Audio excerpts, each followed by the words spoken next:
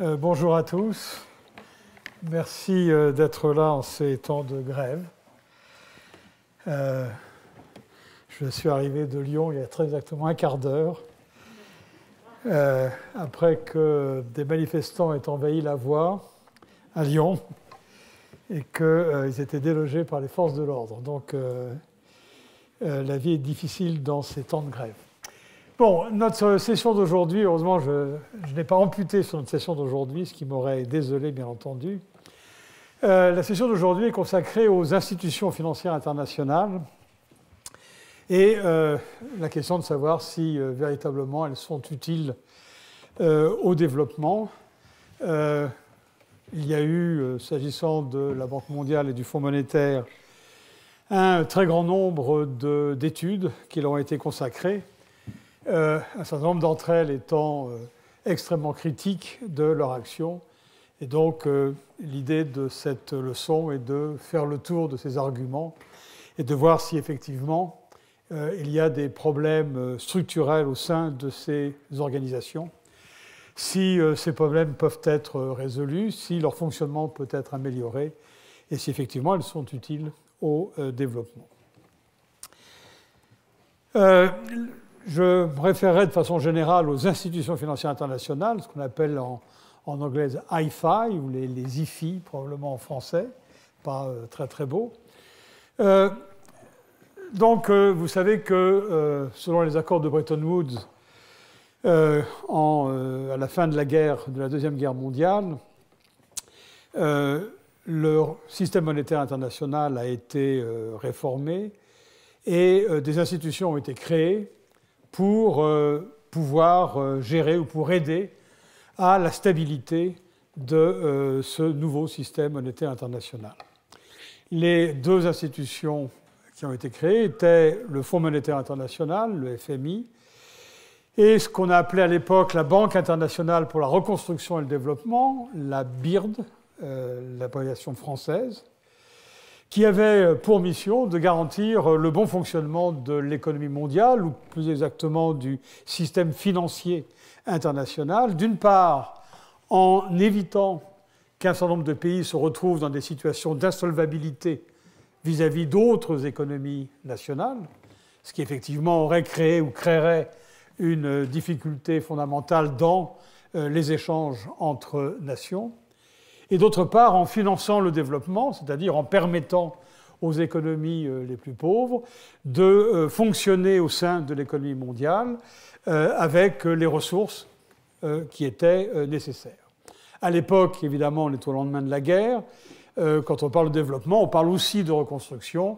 Et j'aime bien rappeler que le premier prêt accordé par la Banque mondiale, donc la Banque internationale pour la reconstruction et le développement à l'époque, a été un prêt accordé à la France. Bon, les choses se sont rapidement transformées. Rapidement, la Banque mondiale, la Banque internationale pour la reconstruction et le développement est devenue la Banque mondiale, ou plus exactement le groupe de la Banque mondiale. On reviendra sur ce point tout à l'heure. Et très rapidement, le groupe de la Banque mondiale s'est spécialisé de façon exclusive sur les économies en développement. D'une certaine façon, on pourrait dire que la tendance vers cette spécialisation a aussi existé au Fonds monétaire international. Lorsque Dominique Strauss-Kahn, en 2006, a pris la direction du Fonds monétaire international, il s'est retrouvé dans une situation relativement embarrassante, dans la mesure où l'activité du fonds avait énormément réduit au cours des années précédentes, pour la seule et unique raison que le fonds n'avait plus à régler que des problèmes concernant les économies les plus pauvres du monde. Et donc, conseil lui a été donné à cette époque de se spécialiser exclusivement dans la mission de prêteur de dernier ressort auprès de ces économies pauvres et d'abandonner toute ambition de regarder ou de s'intéresser aux problèmes des économies développées. Il n'a pas obtempéré à ces conseils et bien entendu, bien lui en a pris, dans la mesure où quelques mois plus tard éclatait la crise de 2008 qui a soudainement redonné au Fonds monétaire international une importance qu'il était sur le point de perdre. Mais je crois que c'est assez intéressant d'insister sur cette tendance qui existait avant 2008, parce que ça montre bien qu'effectivement, les missions de ces organismes, à certaines époques, ont tendance à se concentrer ou à se réduire au cas des économies en développement. Alors, il se trouve que l'action de ces deux institutions peut avoir un rôle majeur dans les politiques de développement poursuivies dans les pays dans lesquels elles interviennent, à travers quelque chose de fondamental qui est la conditionnalité de leurs interventions. Lorsque le Fonds monétaire intervient pour aider un pays à sortir d'un problème d'insolvabilité vis-à-vis de ses créanciers étrangers, en même temps, le Fonds monétaire va exiger un certain nombre de choses de la part de ce pays. Lorsque la Banque mondiale accorde un prêt pour un certain montant à un pays pour développer un certain programme, de façon générale, la Banque mondiale va demander des garanties sur la façon dont ce programme sera conduit et va même éventuellement dire un mot sur ce qu'elle pense être la bonne façon de conduire ce programme. Donc, à travers cette conditionnalité, ces deux organismes ne sont pas uniquement des organismes financiers, ce sont des organismes qui peuvent influer la politique de développement et même les stratégies de développement des économies dans lesquelles ils interviennent. Et la question est de savoir si effectivement ce rôle est positif ou négatif. Alors vous pouvez dire qu'il y a d'autres organismes internationaux que la Banque mondiale et le Fonds monétaire. Et effectivement, on a toutes les organisations qui sont au sein des Nations Unies.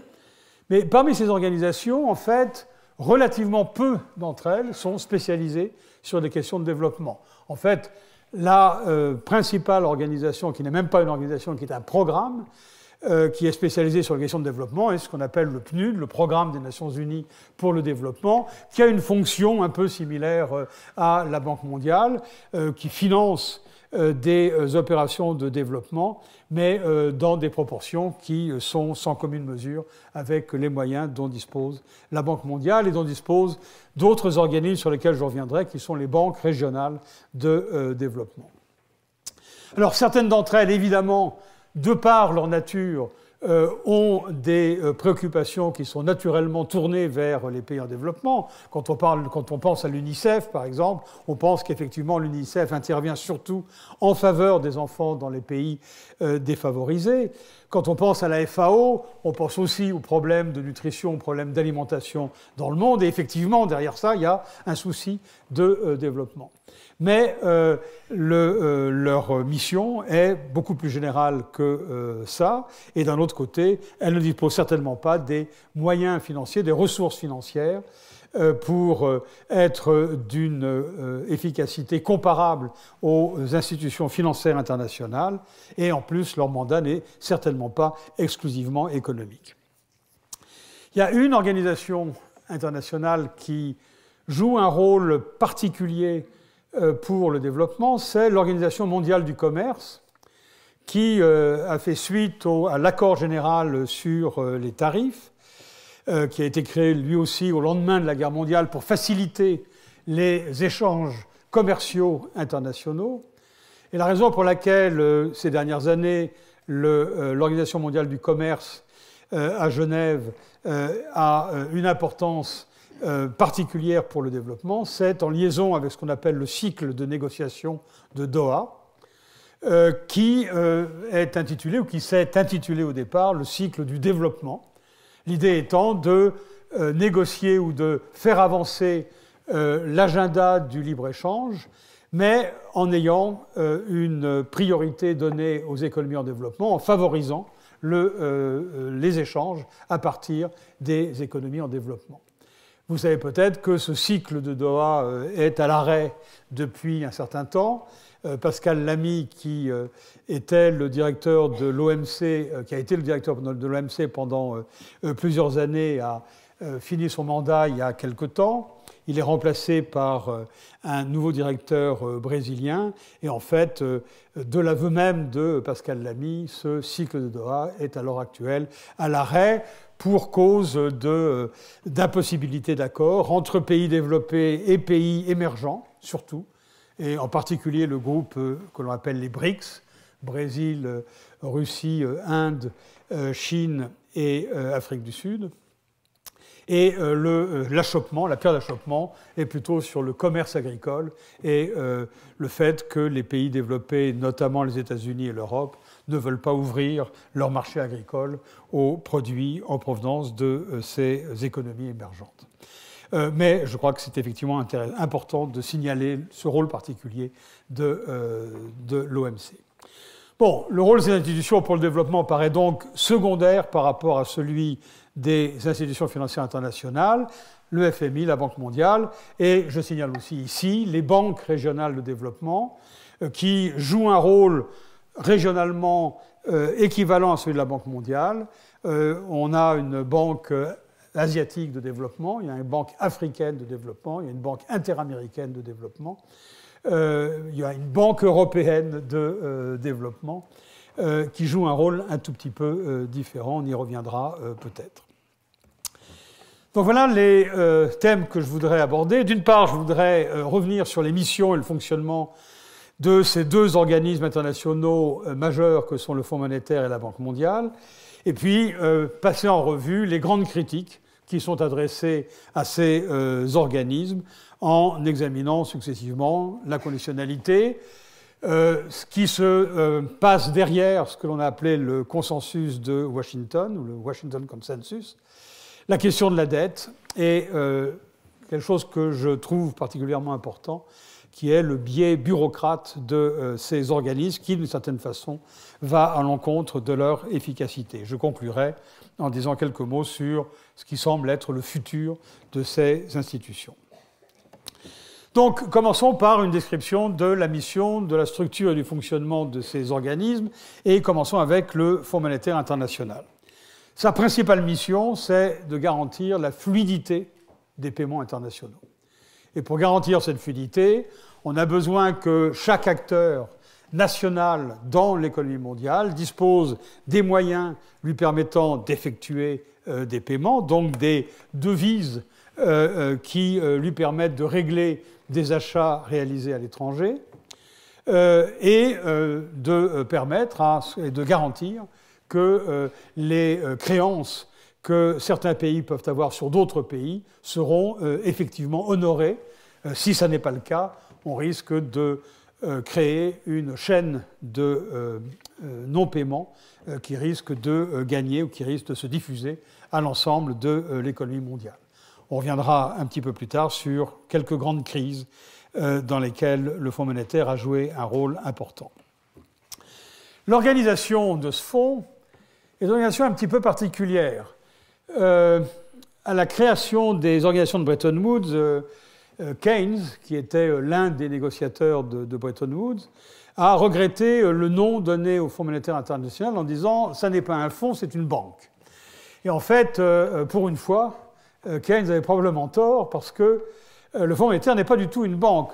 On peut le décrire comme une sorte de société mutuelle de crédit, ce qu'on appelle en anglais le credit union. Le principe de cette société étant le suivant: chaque membre de la société apporte des fonds. Ici, c'est 182 pays aujourd'hui qui sont membres du Fonds monétaire, qui chacun apporte des fonds proportionnellement à ses capacités de financement, c'est-à-dire proportionnellement à son produit intérieur brut. Ces fonds sont utilisés pour secourir l'un des membres qui se retrouverait en cessation de paiement. Donc c'est véritablement une mutuelle dans laquelle des associés mettent en commun des ressources, leurs propres ressources, pour être capables de venir au secours de quiconque parmi eux se trouve en difficulté de paiement. Bien entendu, si l'un d'entre eux se retrouve en difficulté de paiement, il ne va pas être secouru gratuitement par les autres, il va recevoir une part de la réserve accumulée par le fonds, mais il sera évidemment obligé de rembourser, et de rembourser avec intérêt ceux dont il aura bénéficié. Aujourd'hui, le fonds dispose, après un certain nombre d'opérations d'augmentation de capital, d'une réserve qui est propre, qui est de l'ordre de 370 milliards de dollars. Et en plus, le fonds a la possibilité, de façon temporaire, c'est quelque chose qui est extrêmement réglementé, d'emprunter une somme supplémentaire qui peut aller à peu près, peut à peu près doubler ce dont il dispose. Donc la capacité d'intervention du Fonds monétaire aujourd'hui est de l'ordre de 700 et quelques milliards de dollars. Cette capacité a énormément augmenté au cours du temps, et dans le passé, on a vu des situations dans lesquelles le Fonds monétaire n'avait pas les ressources nécessaires pour venir en aide de pays en difficulté et était obligé de se reposer sur des membres du fonds, des pays qui puissent l'aider ou l'épauler dans le secours apporté à un pays donné. Alors, donc, comme je viens de le dire, ces fonds sont parfois insuffisants pour secourir un pays donné. Le cas que j'ai en tête, c'est la crise asiatique, sur laquelle on reviendra un petit peu plus tard. La crise asiatique a demandé, grosso modo, un concours de la part du Fonds monétaire de l'ordre de 150 milliards de dollars. Ça, c'était en 1997-98. À l'époque, les ressources du fonds étaient insuffisantes pour couvrir ce besoin-là. Donc, qu'est-ce qui s'est passé? Bien, le fonds s'est reposé sur les trésors de différents pays, les États-Unis, bien entendu, le Royaume-Uni, les pays européens, pour venir en aide des banques coréennes, thaïlandaises ou philippines ou indonésiennes, et à travers elles, en fait, pour venir en aide de banques internationales, commerciales internationales. Sans cette aide de la part des pays riches, le fonds aurait été dans l'incapacité d'intervenir. La raison pour laquelle la dotation du fonds a beaucoup augmenté ces dernières années, c'est essentiellement en liaison avec la crise de 2008, dans laquelle, de nouveau, on s'est rendu compte que si ce genre de crise devait se répéter, le fonds serait en énorme difficulté pour pouvoir secourir les pays. Songez que le fonds d'intervention européen qui est mis en place pour intervenir en cas de difficulté de la part d'un pays membre de l'Europe est de l'ordre de 500 milliards de dollars, et on pense que c'est probablement pas suffisant. Donc les sommes qu'il faut mobiliser aujourd'hui pour secourir des pays en difficulté en période de crise sont absolument considérables. Alors les fonctions effectives du fonds auprès des pays membres, bien, il y en a deux. D'une part, il y a une fonction de surveillance, parce qu'il serait bien entendu tout à fait inefficace pour le fonds d'intervenir au moment où la crise a éclaté. C'est bien mieux de prévenir que guérir. Et donc, pour tous les pays membres du Fonds monétaire international, il y a un examen qui a lieu tous les ans, on appelle ça l'article 4, par lequel une mission du fonds rend visite au pays et examine ou auditionne un certain nombre de responsables et examine l'état des finances et les perspectives de ce pays pour pouvoir le prévenir, pour pouvoir l'avertir qu'effectivement il est dans une situation précaire, ou au contraire lui dire que tout va bien et qu'il n'y a pas de mesures particulières à prendre. Lorsque, malgré cette surveillance, le Fonds monétaire international se trouve devant un pays en difficulté de paiement, alors le fonds joue ce rôle de prêteur en dernier ressort, c'est-à-dire qu'il se substitue au pays, ou plus exactement, il prête de l'argent au pays en difficulté pour que le pays puisse honorer ses créances, mais ceci crée une dette du pays vis-à-vis du Fonds monétaire, et c'est la raison pour laquelle ces opérations sont accompagnées de ce que l'on appelle un programme d'ajustement, par lequel le Fonds monétaire exige un certain nombre de mesures de la part des pays en difficulté pour être sûr que ces pays vont être capables de rétablir les grands équilibres macroéconomiques et pour être sûr que ces pays seront capables de rembourser les prêts que le fonds leur a consentis. On verra qu'effectivement, ces programmes d'ajustement posent un certain nombre de problèmes, mais dans certains cas, ils étaient très certainement mal définis. Une autre fonction, qui est une fonction un peu plus récente, c'est une surveillance au niveau global. Et donc, à cause des crises de ces dernières années, le Fonds a reçu la mission d'examiner de façon régulière, et il rend compte de cet examen tous les ans lors de la réunion de son conseil d'administration constitué par les ministres des Finances de ces pays membres. Et la surveillance, c'est simplement d'examiner s'il y a des facteurs fondamentaux de déséquilibre dans l'économie mondiale ou non.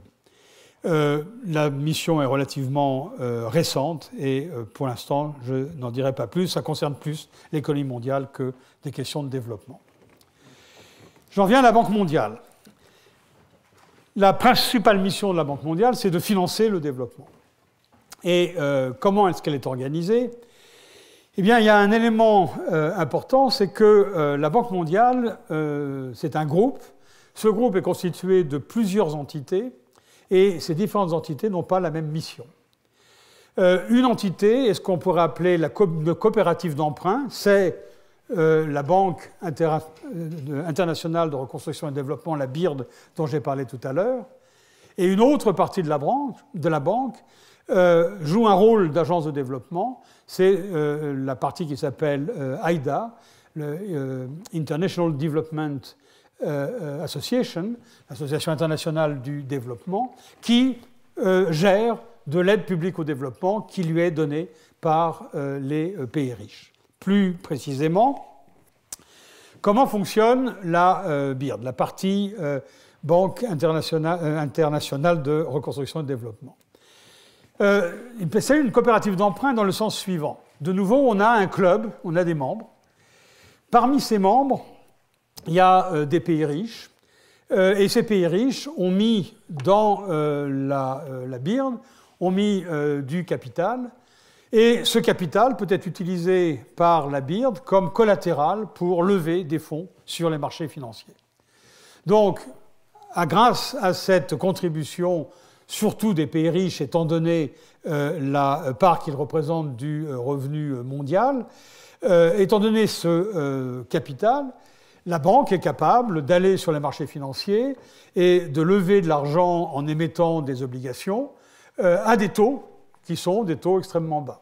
Je parle ici de taux AAA, c'est-à-dire que tous les investisseurs font une confiance absolue à la capacité de remboursement de la Banque mondiale.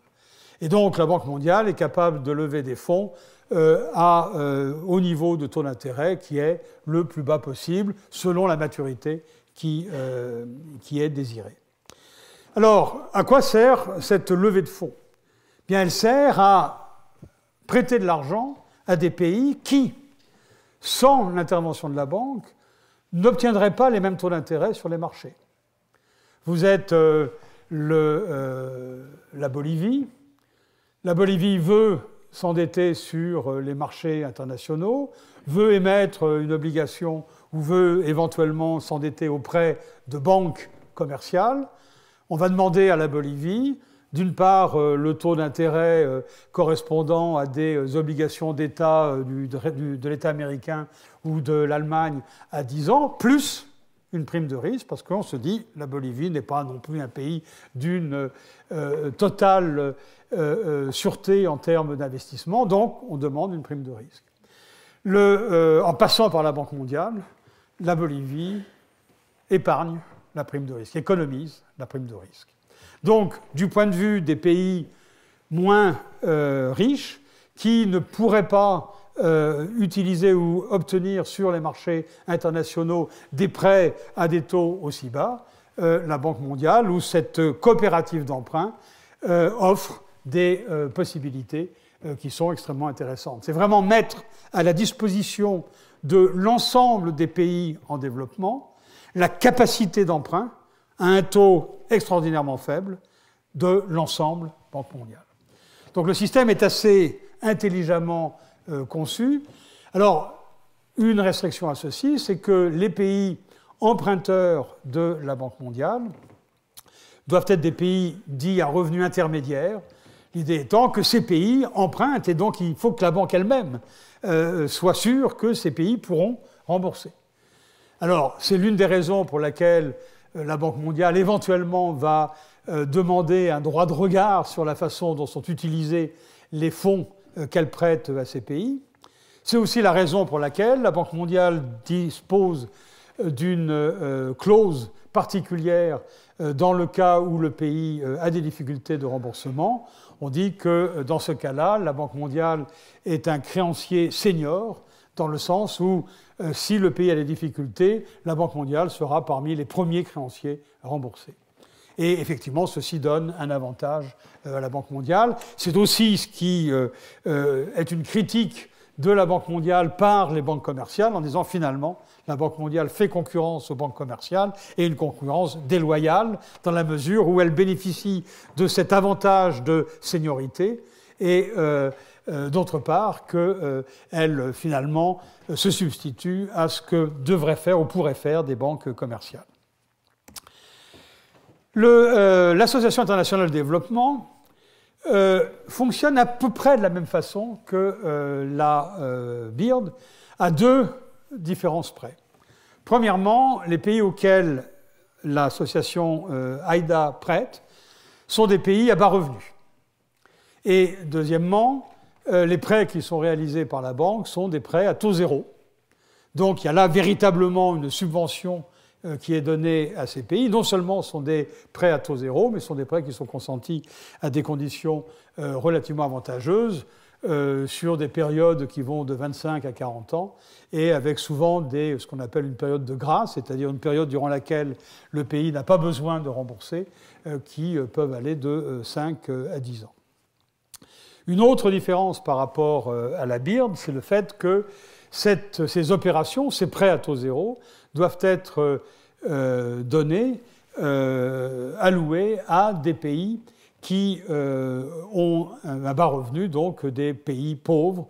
Il y a un certain seuil de revenus qui change d'année en année, qui est de l'ordre de, aujourd'hui, de 1 400 ou 2 500 $ de produit intérieur brut par tête, 1 500 $ au taux de change officiel. Bizarrement, c'est quelque chose qui aurait dû être exprimé à parité de pouvoir d'achat international, mais la banque a gardé une vieille habitude et il y a toujours cette distinction. Donc en fait, dernière différence par rapport à la BIRD, la banque ne lève pas des fonds sur les marchés financiers à prêter à ces pays-là, pour deux raisons. D'une part, parce que le risque de non-remboursement de la part de ces pays est plus élevé.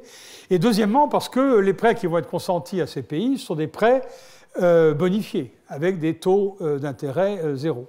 Donc, les fonds que la banque utilise pour AIDA, ce sont des fonds qui sont des fonds d'aide publique au développement que les pays riches mettent à la disposition de la banque. Donc, la France, l'Allemagne, l'Angleterre, les États-Unis cotisent tous les 3 ans. Il y a un appel de fonds de la part de la Banque mondiale et tous ces pays-là mettent 1,5 milliard dans le programme AIDA pour les 3 années qui viennent. Donc c'est véritablement de l'aide publique au développement qui est gérée par la Banque mondiale au lieu d'être gérée directement par les pays donateurs. Le fonctionnement... Alors, la banque fait, que ce soit AIDA ou que ce soit la BIRD, la banque fait des prêts aux pays. Ces prêts peuvent être des prêts qu'on peut appeler projets, c'est-à-dire qu'un prêt est réalisé pour financer une centrale électrique, pour financer la construction d'une route, pour financer la construction d'écoles. Ça peut être aussi des prêts qui sont donnés pour financer des programmes, et souvent des programmes de réforme. Par exemple, on veut modifier ou changer ou développer le système fiscal ou de collecte fiscale dans un pays, on a besoin de former des gens, on a besoin de faire des réformes, on a besoin d'investir des fonds pour réaliser cette amélioration du processus de collecte, et la banque va obtenir des fonds à ce titre-là. Un pays a besoin de fonds pour réaliser un programme d'adaptation au changement climatique. Eh bien, la banque va prêter pour ce programme-là. Donc, ce ne sont plus des projets particuliers, une route ou une école, c'est un programme avec toute une série d'opérations qui sont examinées, évidemment, par la banque et par son conseil d'administration avant d'être adoptés. Chacun de ces projets ou de ces programmes est supervisé par les fonctionnaires de la Banque mondiale, et il existe une certaine conditionnalité sur les programmes, c'est-à-dire que n'importe quel programme ne peut pas être financé par la Banque mondiale. Le conseil d'administration de la banque examine la totalité des projets et peut très bien dire ce projet de créer un pipeline qui va permettre de transporter du pétrole d'un endroit jusqu'à un port, passe par une zone qui est habitée par une certaine ethnie, va déranger cette ethnie, et donc le projet est refusé au titre de la protection des populations dans le pays considéré. Donc il y a un certain nombre de facteurs qui sont pris en compte pour que les programmes soient acceptés. Et lorsque les programmes sont acceptés, il y a effectivement une supervision qui fait que les projets ou la réalisation des programmes ne peut pas échapper complètement à la surveillance des gens de la banque. Une autre caractéristique du fonctionnement de la banque, c'est que toutes ces opérations viennent avec une très forte assistance technique. Ça fait un peu partie de l'examen initial des projets pour être sûr que les projets ont une chance de réussir, pour être sûr, s'agissant de tous ces pays, que ces pays seront capables de rembourser les prêts qu'accorde la banque pour tel projet. Il est important de savoir ou de s'assurer que le projet va effectivement aboutir à un succès. Et la banque a développé une expertise dans un grand nombre de domaines tout à fait exceptionnels. On a des experts sur la construction d'aéroports, et il y a des experts sur la mise au point de la modernisation des systèmes financiers. Il y a des experts dans à peu près tous les domaines, et c'est certainement une grande force de la Banque mondiale que de proposer cette assistance technique. On reviendra sur ce point, et vous verrez qu'il y a un certain nombre de pays qui finalement n'empruntent à la banque que pour bénéficier de cette assistance technique. Alors, j'ai parlé essentiellement de la BIRD et de l'Association internationale du développement. Il y a d'autres entités dans le groupe Banque mondiale dont je ne parle pas. Il y a la Société de finance internationale, qui est un organisme qui fait des prêts ou des prises de participation dans le secteur privé des pays en développement. Donc c'est essentiellement un fonds d'investissement qui opère dans les économies en développement. Il y a cet organisme qui s'appelle MIGA, qui est un organisme qui fait de la garantie d'investissement étranger dans les pays en développement. Donc une entreprise veut investir dans un pays en développement, trouve que l'investissement est risqué parce qu'il y a une certaine instabilité politique dans ce pays. MIGA peut garantir ou peut assurer à cet investisseur que si jamais il y a un problème, il sera remboursé de sa mise de fonds dans le pays. Et puis finalement, il y a le ICSID, qui est une sorte d'organisme juridique qui fait de la conciliation, c'est le terme que je cherchais, entre des investisseurs généralement provenant des pays développés qui trouvent qu'ils sont lésés par un certain nombre de mesures qui ont été prises par le pays dans lequel ils ont investi. Par exemple, lorsque en Argentine, après la crise de 2001, l'Argentine a dévalué le peso, elle s'est retrouvée accusée par des entreprises étrangères, notamment dans le domaine téléphonique, qui se sont plaints du fait que l'Argentine, le gouvernement argentin, leur avait garanti que les tarifs en dollars serait maintenue par l'Argentine. Et donc la dévaluation, évidemment, diminuait de façon considérable les revenus de ces entreprises étrangères. Ce type de difficulté ou de conflit entre des investisseurs et le pays d'accueil, c'est ce genre de choses qui est le ICSID, est une sorte de cours de conciliation de ces problèmes-là. Pour fixer les idées, voilà l'importance de la Banque mondiale en surface financière. Les barres rouges correspondent aux opérations de la BIRD, donc les opérations de prêt à partir de fonds obtenus par la Banque mondiale sur les marchés internationaux, et donc des prêts à des pays à revenus intermédiaires. Et les barres bleues correspondent à l'Association internationale du développement, donc c'est les prêts à taux zéro qui sont accordés aux pays à bas revenus. Si on prend ces derniers, si on prend les barres bleues, vous voyez qu'il y a une petite croissance au cours du temps. Dans les années 90, en moyenne, on avait quelque chose qui était de l'ordre de 8 milliards de dollars. On est aujourd'hui à une moyenne qui est plutôt de l'ordre de 11 milliards de dollars. Donc, en l'espace d'une petite vingtaine d'années, on a effectivement augmenté l'aide donnée par la banque au titre de AIDA d'à peu près 20 ou 30%. Si maintenant on regarde le cas des prêts réalisés auprès des pays à revenus intermédiaires, on observe qu'il y a beaucoup de fluctuations. Vous voyez que 97-98 sont des points très très hauts, 25 milliards prêtés par la banque, et puis on a 2011 dans lequel le chiffre de prêt de la banque est de plus de 30 milliards de dollars.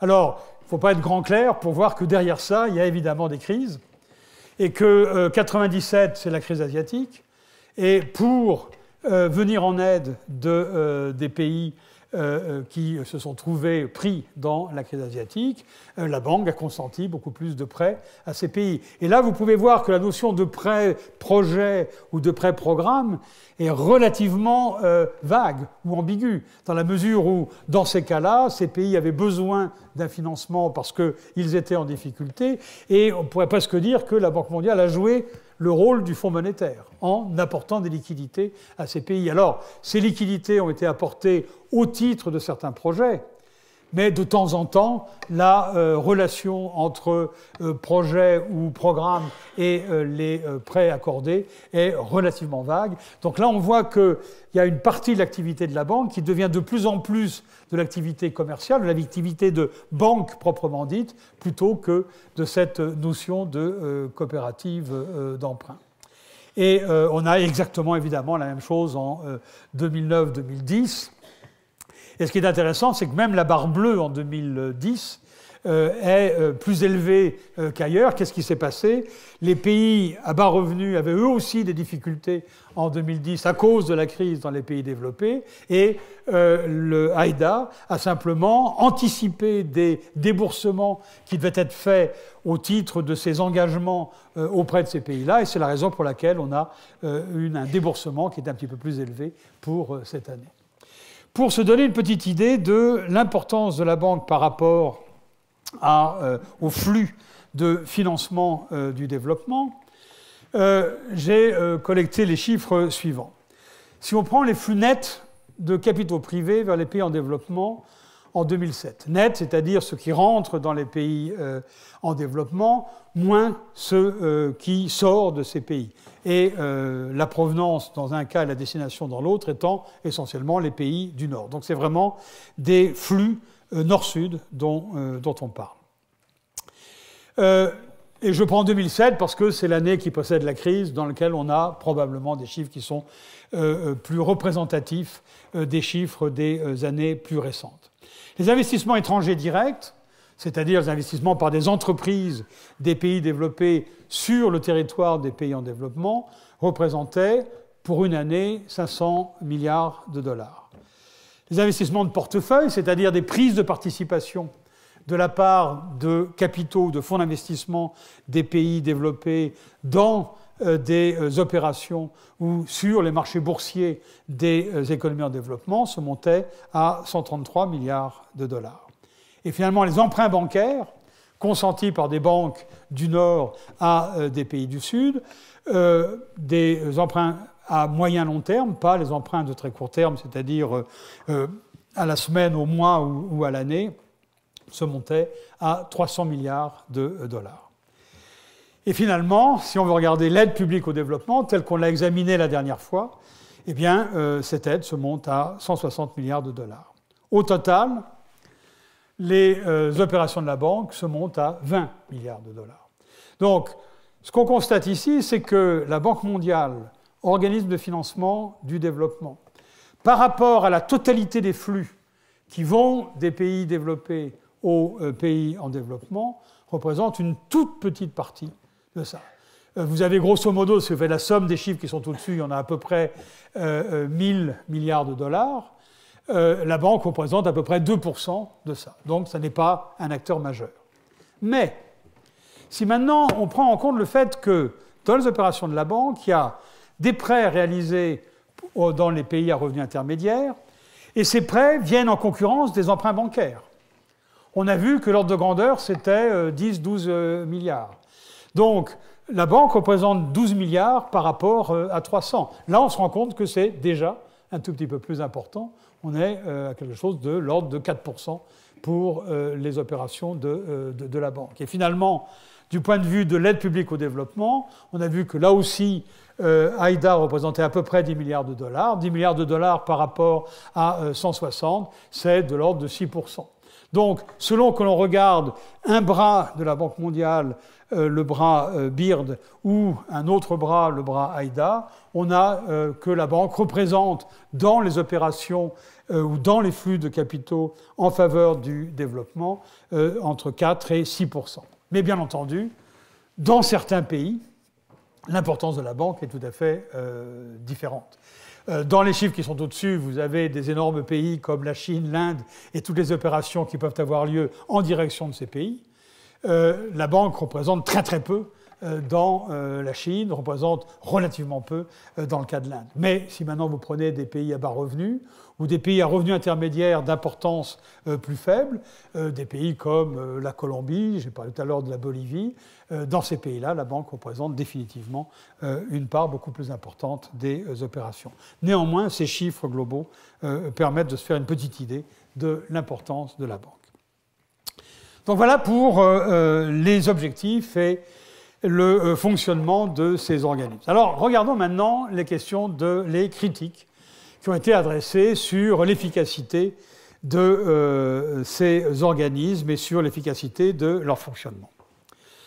Donc, on a vu que les opérations de ces organismes étaient assorties d'une certaine conditionnalité, qui sont les programmes d'ajustement dans le cas du Fonds monétaire international, et puis, dans le cas de la Banque mondiale, des aspects structurels, dans le cas des prêts programmes notamment, plus que dans le cadre des prêts projets.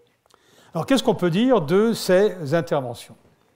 D'abord, évidemment, cette conditionnalité n'est pas très bien acceptée par les pays bénéficiaires, puisque cette conditionnalité vient en quelque sorte violer le principe de souveraineté dans les décisions de ces pays. Il ne faut pas aller très très loin pour prendre conscience de la susceptibilité des pays de ce point de vue-là. Lorsque, dans le cadre européen, il y a 2 ou 3 ans, il a été décidé que tous les budgets des pays européens devraient être examinés par le Conseil de l'Europe et par la Commission à Bruxelles, ça a été une levée de bouclier en disant vous violez notre souveraineté. On a exactement la même chose dans tous les pays. Mais en même temps, cette conditionnalité qui est mal acceptée est subie parce que, en l'absence d'autres sources de financement ou dans des situations d'urgence, comme des crises de balance des paiements, eh bien, on ne peut pas faire autrement que d'en passer par ces organismes que sont la Banque mondiale ou le Fonds monétaire ou éventuellement une banque régionale de développement. Mais la critique fondamentale n'est pas celle-là. La critique est le fait que cette conditionnalité, elle est nécessairement basée chez les institutions financières internationales sur une certaine vision du développement et du fonctionnement des économies en développement.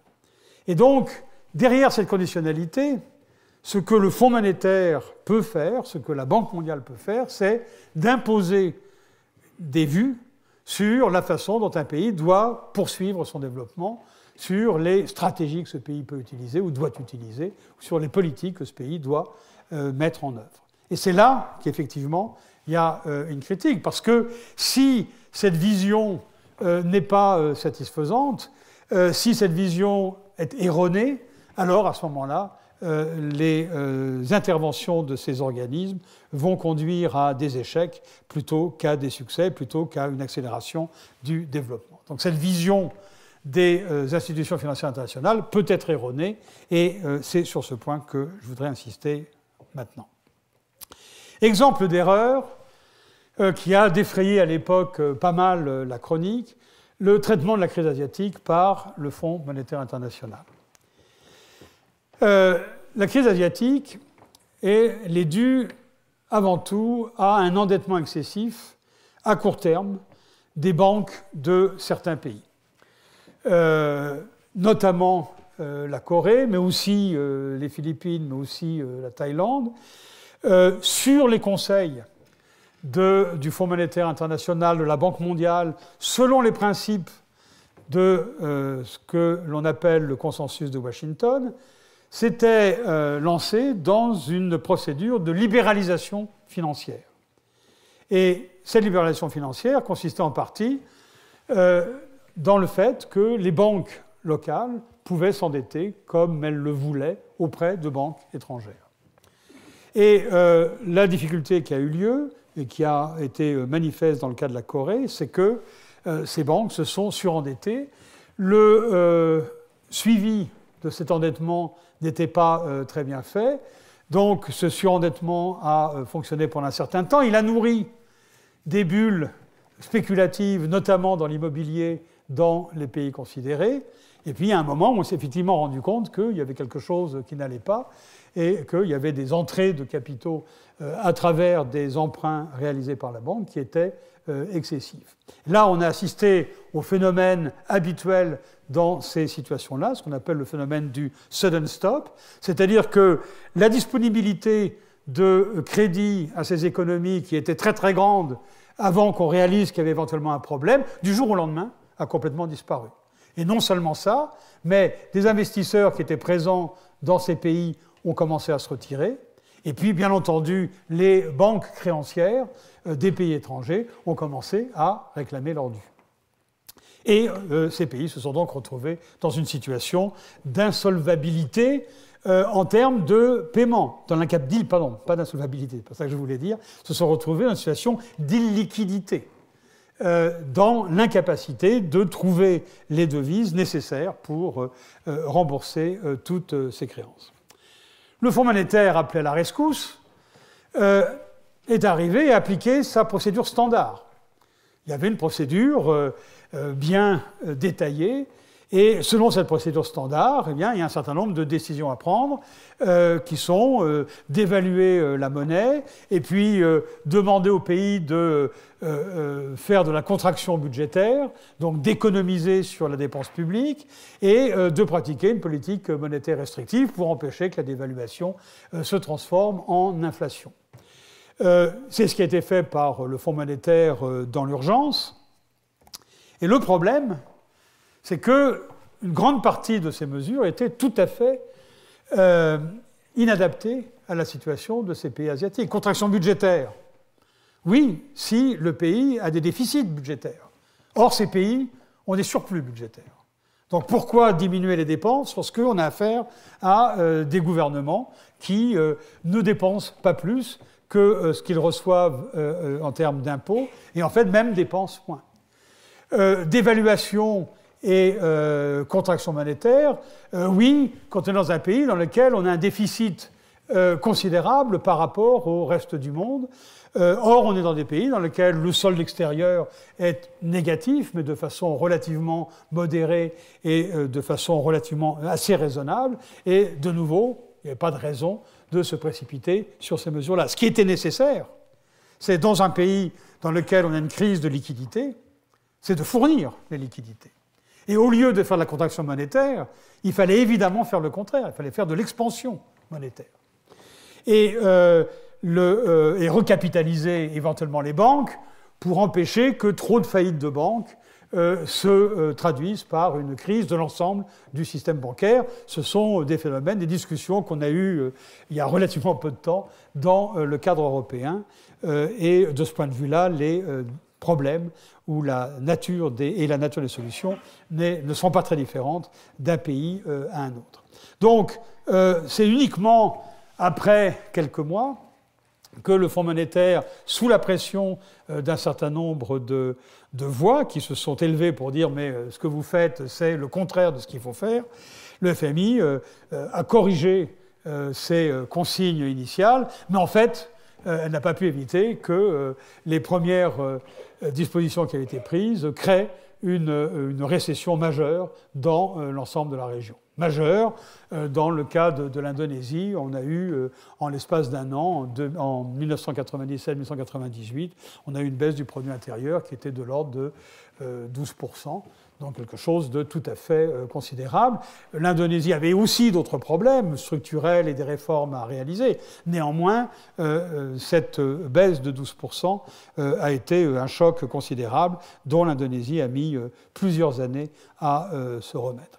Donc, effectivement, là, on a un exemple de mauvaise intervention, de mauvaise analyse de la part du Fonds monétaire qui a appliqué aux pays asiatiques des recettes qu'elle avait mises au point en intervenant dans les pays latino-américains et dans un certain nombre de pays africains pour lesquels, effectivement, la procédure standard était tout à fait adaptée.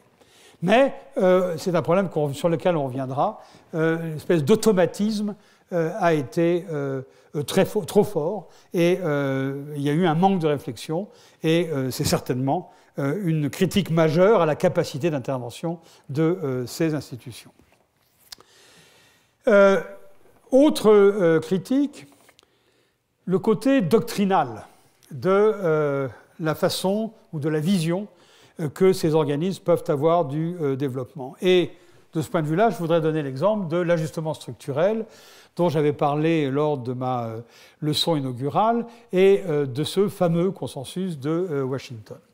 Cet ajustement structurel est survenu ou a été imposé à des économies en développement après la crise de la dette des années 80, elle-même issue des grandes fluctuations des prix des matières premières à la fin des années 70, boom pétrolier, et au début des années 80.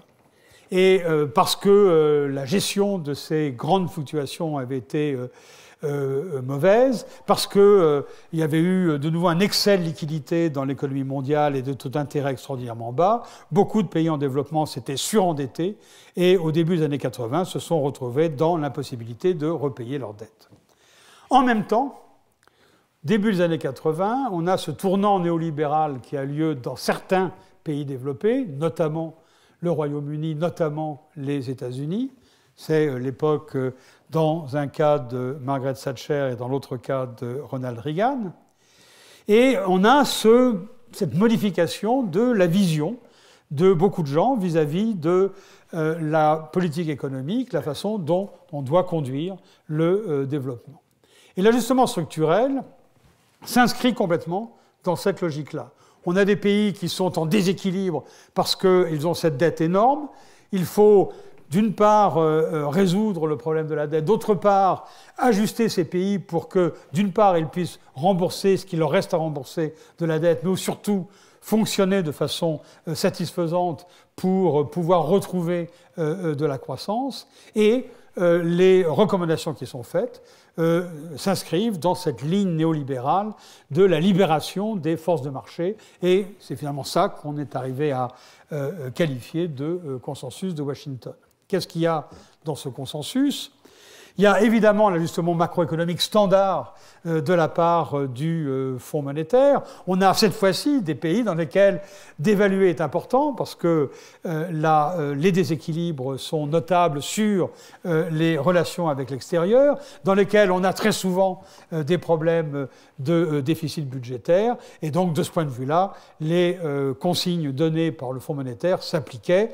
Et c'est une partie de l'ajustement structurel. Mais la partie la plus importante et peut-être originale par rapport à d'autres interventions précédentes de la part de ces organismes, c'est les réformes structurelles qui demandent de la libéralisation commerciale, donc de diminuer la protection des entreprises nationales, libéralisation financière, dont j'ai parlé tout à l'heure, c'est-à-dire d'ouvrir le marché financier aux capitaux étrangers et éventuellement aux opérateurs étrangers, privatisation d'entreprises publiques jugées inefficaces, dérégulation des marchés intérieurs lorsque ces marchés sont sujets à de fortes interventions, comme des subventions à l'énergie, comme des restrictions à l'emploi ou des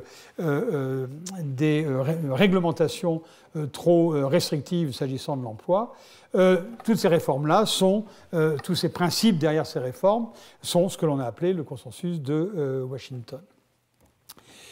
Et le problème a été que l'application de ces principes, qui très souvent a été aveugle, n'a pas toujours relancé la croissance. Et non seulement elle n'a pas relancé la croissance, mais le coût social de ces ajustements, le coût social de ces réformes a souvent été extraordinairement élevé. Par exemple, dans la contraction budgétaire, on a souvent vu des diminutions du budget de l'éducation, des diminutions du budget de la santé, alors que certains étaient en faveur d'une sorte de sanctuarisation des budgets concernant ces deux domaines. Et là encore, on a une critique très très forte qui a été menée contre le Fonds monétaire, contre la Banque mondiale, qui effectivement ont une responsabilité très claire et très nette dans ce processus de libéralisation et dans cet ajustement structurel. À la fin des fins, les questions se sont réglées et l'équilibre est revenu, et la croissance est revenue. Est-ce que la croissance est revenue grâce à cet ajustement structurel ou est-ce que la croissance est revenue pour d'autres raisons, notamment dans certains pays parce que les marchés des matières premières se sont fortement améliorés? C'est une autre question dans laquelle je n'entrerai pas. La dette multilatérale a aussi été sujet à pas mal de discussions et de critiques. Je vais peut-être pas trop passer de temps parce que je voudrais conclure. Le problème de la dette multilatérale a été le suivant. Cette crise de la dette, ces pays qui ont eu du mal à retrouver la croissance, a conduit à la nécessité d'effacer une partie de la dette. Alors, ce qu'on appelle sous le nom restructuration, c'est finalement une façon d'effacer ou de ne pas payer sa dette. Il y a donc une restructuration de la dette privée faite à un club d'investisseurs qui est ce qu'on appelle le Club de Londres, dans lequel des entreprises privées ou des banques privées se mettent d'accord sur la façon d'effacer la dette de certains pays. Il y a aussi un club de Paris dans lequel ce sont les investisseurs publics, cette fois-ci, qui décident d'effacer ou de restructurer la dette d'un certain nombre de pays.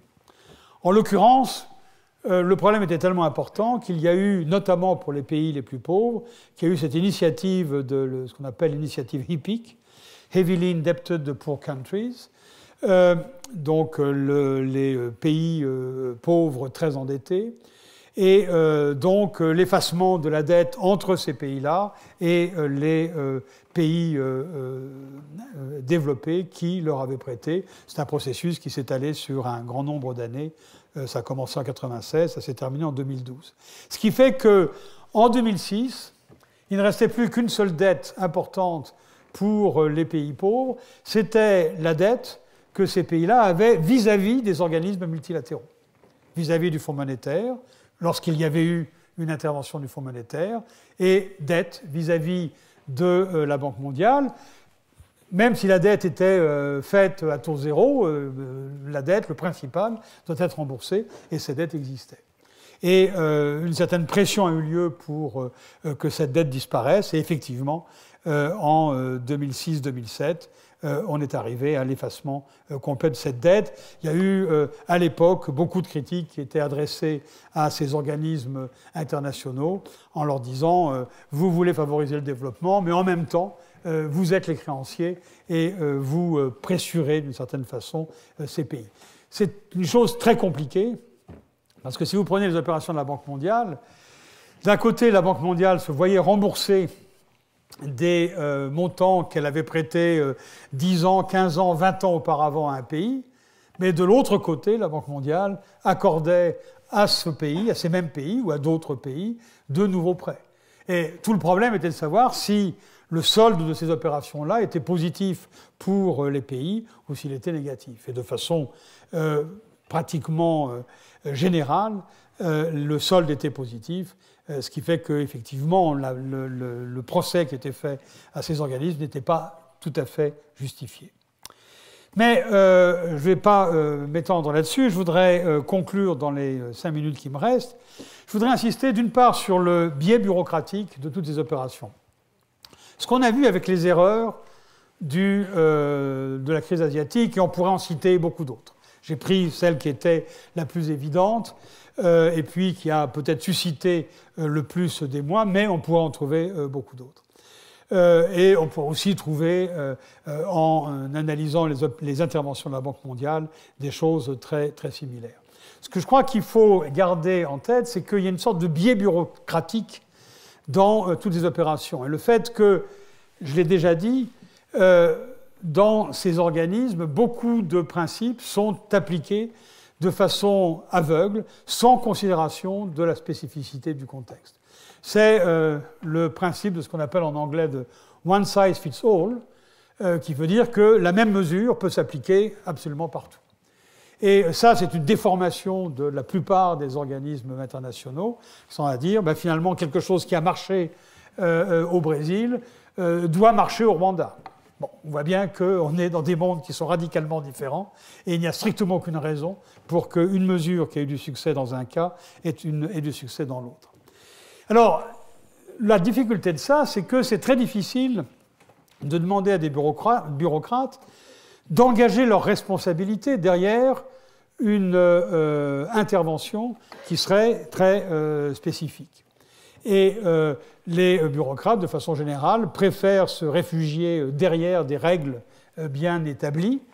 Et ces règles, c'est les principes type consensus de Washington, etc. Et donc il y a un problème de fonctionnement de ces organismes qui est fautif et qui est responsable de la dérive et des erreurs que l'on a pu constater. Je crois le processus est en marche, mais on a du mal à obtenir de la part de ces organismes qu'ils aient cette intelligence de la diversité, de la spécificité, de la possibilité de reconnaître qu'ils sont confrontés à des contextes différents qui demandent des interventions différentes.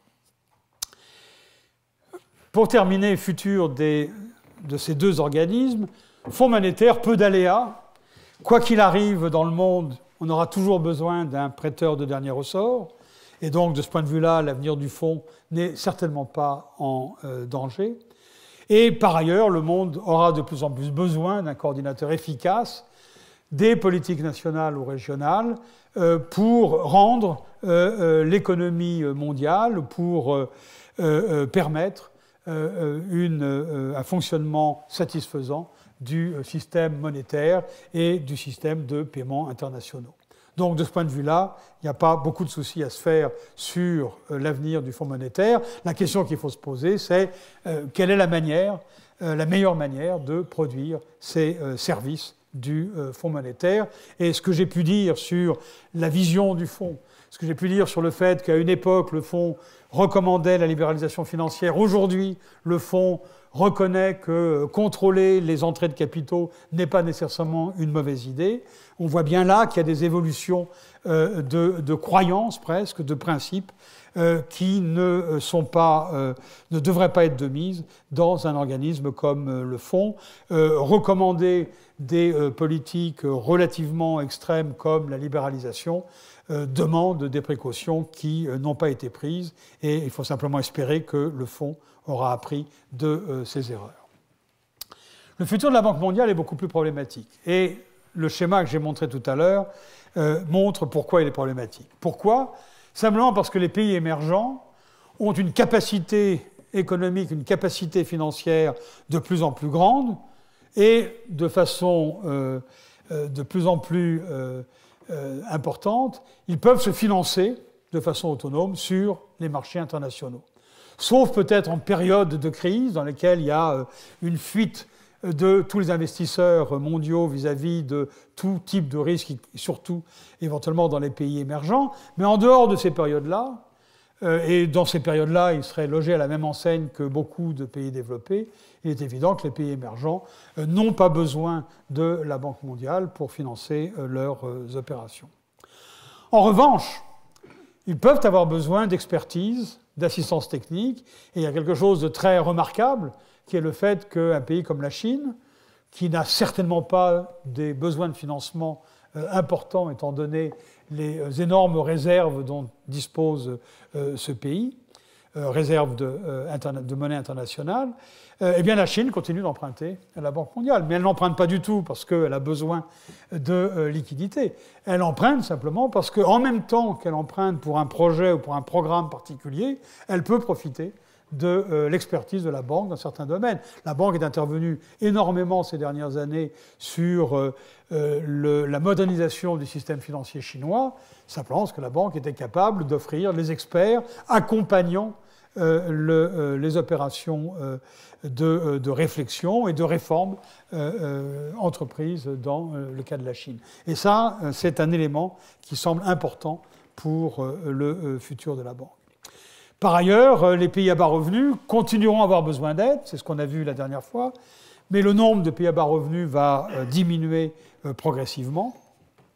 Et donc, on se retrouve avec 4 axes possibles d'action pour la Banque mondiale, qui étaient recommandés dans un document qui essayait de mettre au clair une stratégie ou des stratégies possibles pour la Banque mondiale dans le futur. Premièrement, focaliser sur l'Afrique, puisque c'est là que la pauvreté va avoir tendance à se concentrer dans les 20 ans ou 30 ans qui viennent. Deuxièmement, se concentrer sur les pays dits fragiles, c'est-à-dire des pays dans lesquels la gouvernance n'est pas satisfaisante et on a besoin d'une certaine expertise pour pouvoir intervenir dans ces pays-là. Il y a un véritable besoin qui pourrait être comblé par l'activité et par l'expertise de la banque.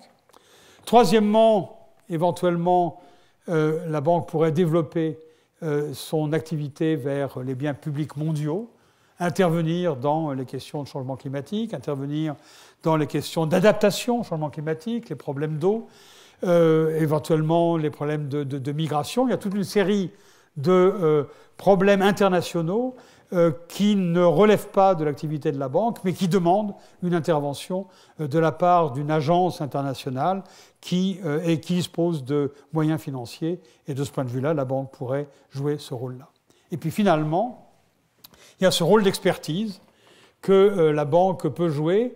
Et de ce point de vue-là, on n'a plus affaire à une banque, on n'a plus affaire à un financeur, on a plutôt affaire à un organisme qui est un accumulateur et en même temps un réservoir de connaissances. Le nombre de projets sur lesquels les fonctionnaires de la banque ont travaillé est absolument considérable. Le nombre de programmes, le nombre d'interventions qui ont été réalisées par cet organisme est absolument gigantesque. Et cet organisme a nécessairement appris de toutes ces expériences. Et mettre ces expériences à la disposition de tous les pays, à la disposition de toutes les personnes qui réfléchissent à des stratégies de développement est une contribution au développement qui dans les années qui vont venir, ne serait pas inférieur à ce qu'un organisme comme la Banque mondiale peut fournir en termes de financement.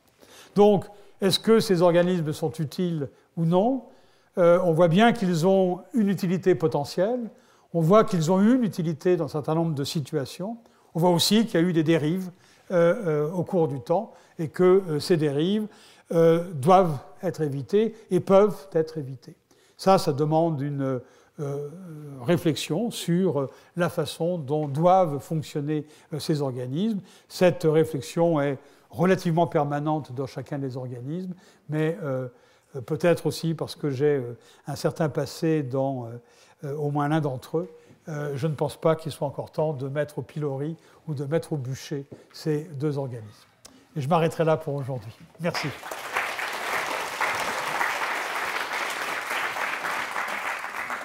Une annonce qui est que jeudi et vendredi, il y a donc un séminaire international qui a lieu donc ici, je crois même dans cet amphi, sur l'avenir de la recherche ou de la réflexion en économie de développement, avec quelques stars internationales. Je ne suis pas arrivé à voir Stiglitz, qui était engagé par ailleurs, mais on a en particulier des gens comme Danny Roderick, qui est une grande figure de l'économie du développement, Gary Fields, qui en est une autre. On a Paul Collier, qui vient aussi, qui est un des grands spécialistes de l'Afrique. Donc, je ne peux que vous inviter à suivre ce séminaire. La seule chose, c'est que le séminaire sera en anglais. Voilà, merci beaucoup.